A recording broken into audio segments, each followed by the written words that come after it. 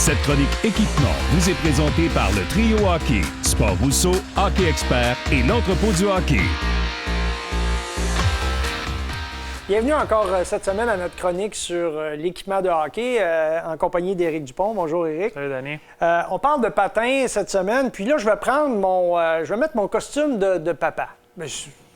Il est grand là, mon dernier, mon bébé là, mais je me souviens à l'époque des discussions qu'on avait autour de l'achat d'une paire de patins. Parce que, bon, les jeunes sont influencés, souvent, ils veulent avoir le même patin que son ami, ils veulent avoir les patins les plus chers.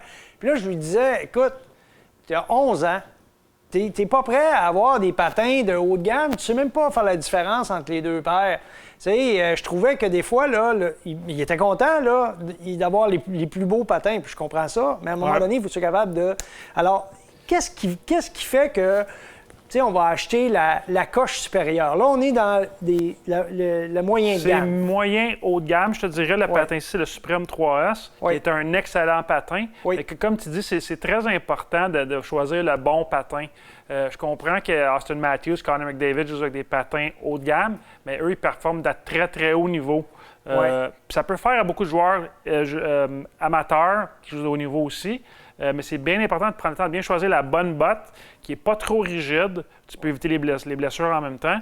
Donc, le choix, c'est vraiment important de prendre le temps. Puis la rigidité de la botte, c'est quand même assez important d'en parler parce que plus le joueur est petit, plus c'est difficile pour lui, quand je dis petit, là, au niveau du poids, un jeune ou une jeune joueuse, ça va être très difficile d'avoir la même adhésion, de faire répondre le patin parce qu'il y a une question de force physique, une question de gravité, une question de puissance. Alors, je pense que c'est important de le mentionner que, justement, un patin comme celui-là peut très, très bien faire l'affaire.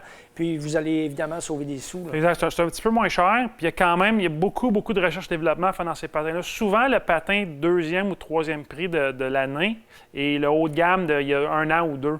Donc, les fournisseurs, les recherches et développement qu'ils font il y a 2 ans, ils vont prendre cette technologie-là puis ils vont l'amener sur les patins un petit peu moins chers les années d'ensuite. Donc, ici, un 3S, c'est un patin qui a une lame un petit peu différente que le ultrasonique. La botte est un petit peu différente, un petit peu moins stiff. L'intérieur, une couleur différente, mais tout aussi de qualité puis aussi durable. Donc, si c'est moins rigide en partant, déjà, c'est un avantage pour les plus petits, là. C'est un élément à considérer. Maintenant, chez CCM, quelles sont les distinctions entre le Bauer que tu viens de me montrer? En tout cas, côté cosmétique, ça se ressemble beaucoup, là? Ça se ressemble beaucoup, mais c'est vraiment une question d'ajustement. C'est quel patin qui fait à votre pied. C'est important de ne pas choisir le patin selon le cosmétique. Ils sont tous très beaux. Donc, c'est vraiment une question de prendre le temps de bien faire le bon choix. Comme tu disais, la bonne rigidité qui fait bien à son pied. Ici, on a le AS3 de CCM qui est le deuxième prix, qui a encore une fois une lame un petit peu différente. Il y a quand même la lame qui est facile à changer avec le Holder XS. Puis, encore une fois, une bottine très rigide, mais moins rigide que le AS3 Pro. Puis on est dans une bottine là, d'un seul morceau, un monocoque. Là. Exactement. Pour le AS3, c'est encore une fois une bottine monocoque, donc ça vient un prolongement de ton pied quand il est bien moulé. OK, parfait. C'est quoi la distinction entre ces deux-là et puis le True? Là, on passe à un autre niveau. Le patin True sont vraiment des précurseurs dans le fait sur mesure. Il y avait une bottine qui était, point de vue cosmétique, qui était plutôt discutable depuis une couple d'années, qui ne faisait pas vraiment l'unanimité. Dans quel sens? Plusieurs gens critiquaient la finition du patin, qui est fait au Winnipeg, qui était de très haute qualité, mais les gens n'étaient pas tout à fait satisfaits du look. Là, cette année, True ont vraiment fait un upgrade majeur au look.